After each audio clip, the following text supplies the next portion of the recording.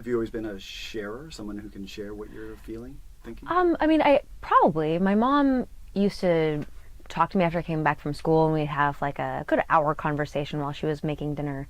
And she'd always ask me how my day was and encourage me to share and be as open as possible. So just from that, I think that I probably always have been pretty open. First thing I wanted to be was a paleontologist. I think that there's some very defined phases that most children go through, which is paleontologist, marine biologist, veterinarian.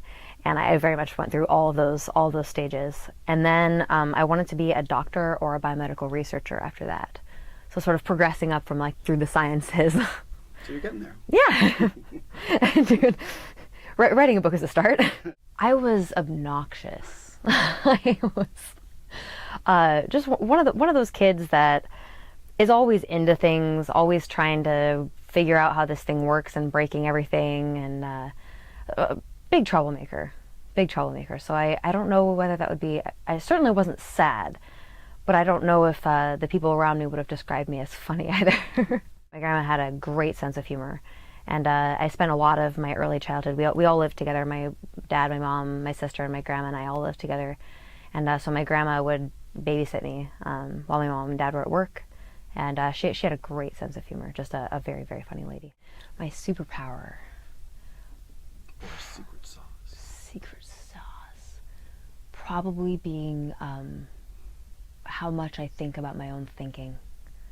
I spend a lot of time analyzing my thoughts and thinking, why did I think this? Or why did I do this? And it can be a blessing and a curse. Sometimes I don't want to be aware of the things I'm thinking because they're embarrassing or like not good thoughts that make me feel like I'm a bad person. But I'm aware of them, and so I get to write about them. That's my superpower. Do you consider yourself an artist, a writer, a blogger, or all the above? I would say probably a comedian, just because that's sort of the end goal of all the writing and drawing. I could say writer, but then that doesn't encompass the drawing part, or drawer doesn't encompass the writing part. So comedian encompasses both. I have a lot of like really peaceful experiences while driving. I drove here to Seattle from Bend, and on 97, right before you hit 84, there's like, you come up on this like big hill, and as you're driving down it, I don't know whether they're windmills or what, but there are these like blinking red lights on something on the far hill across the gorge. And I was listening to music, feeling really good, and just like the lights, it was a very peaceful experience. And so I'd say that was probably the best thing that's happened to me recently. Ooh. I feel like I have an enemy within me that's sort of like me, and I feel like I want to be the hero. I want to be like the one that takes all the credit for the heroic things that happen. And then there's this like selfish, greedy little part that's sort of the villain. Those are probably the most relevant hero and villain to my life, but hero. But my grandma's a big hero of mine.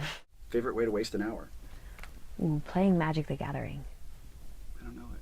It's a card game. It's a collectible card game. It started in like 1993, 1992.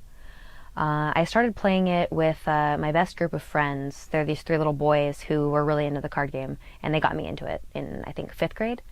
So I started playing it back then and played up until high school, then took a long hiatus.